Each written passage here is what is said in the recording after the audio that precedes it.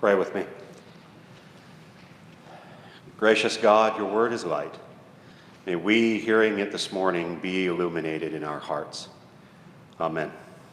Please be seated.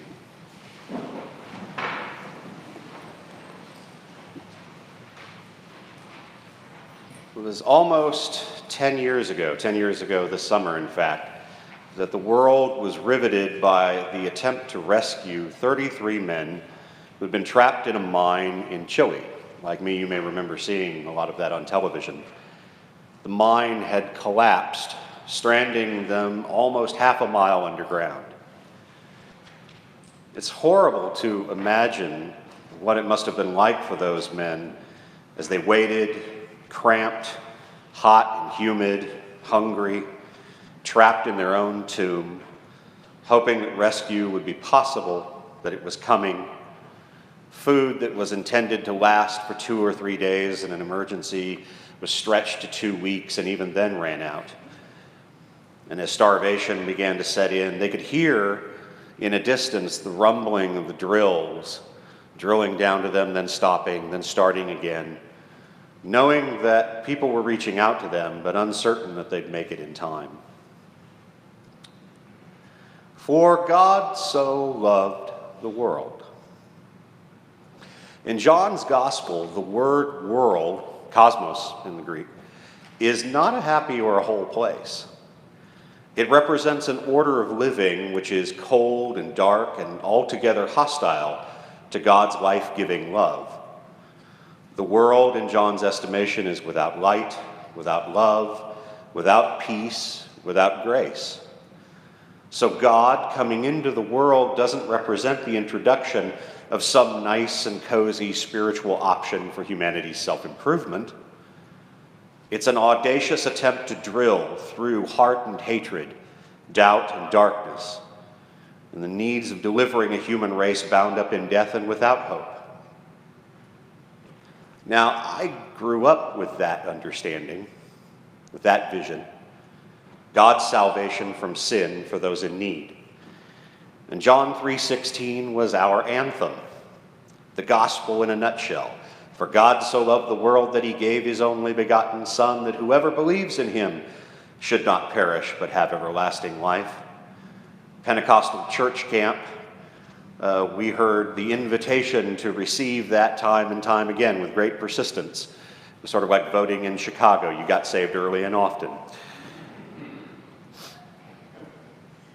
And so determined were we to live out that call to trust Jesus as our deliverer that often we turned this beautiful pronouncement into a boundary line or even a wall which sharply defined who was in and who was out of God's love.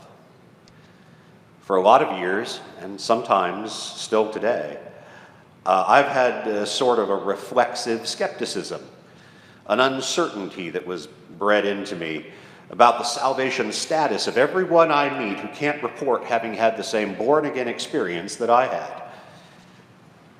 Now let me be as clear as I can. I will live and die, God helping me, in the absolute conviction that in Jesus Christ, God's love shines definitively in this dark world. But for too long, my theological mind only ever read John 3:16. Always worry about anybody who can fit their theology on a bumper sticker.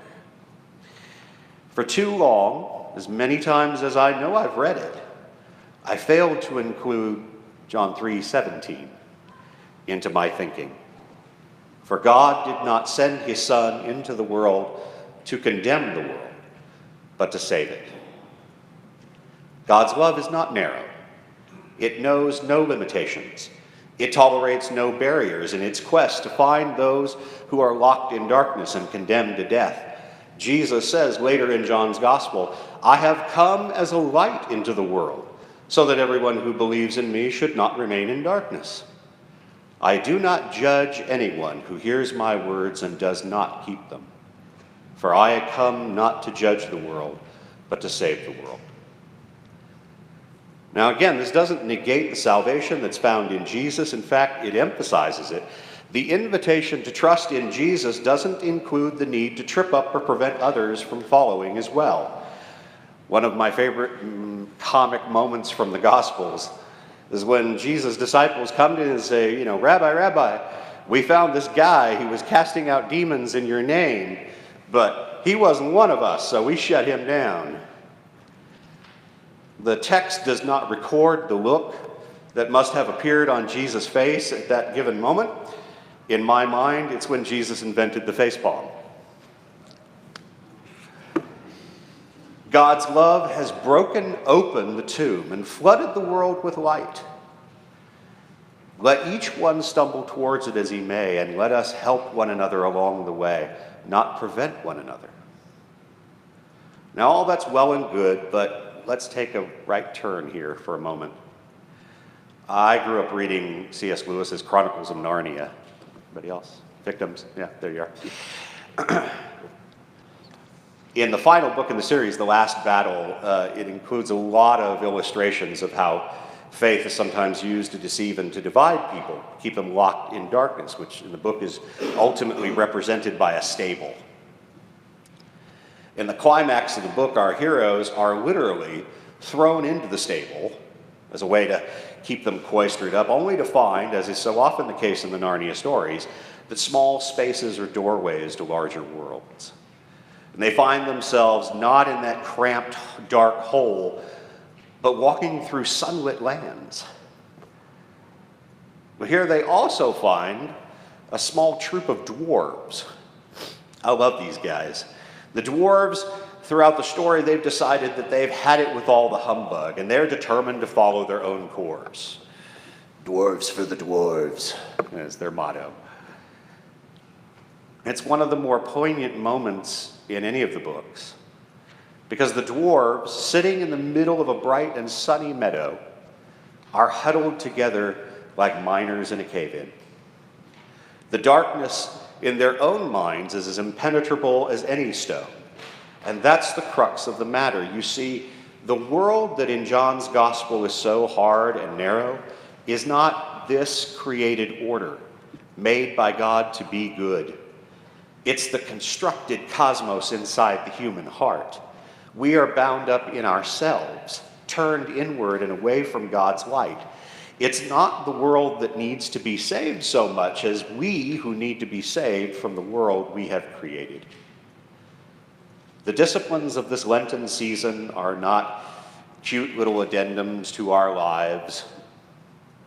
Even less are they pious representations of some exalted status with God. They're the drills, burrowing through the bedrock of our pride and self-centeredness, our fear and doubt, our laziness, because, hey, the darkness isn't so bad.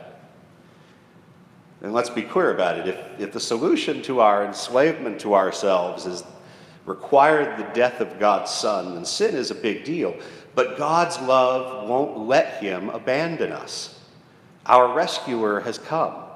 The dark tomb will be opened. And we, limping outward, broken and half blinded by the light with tears streaming from our eyes, will emerge into a sunlit day like those who are born again. Amen.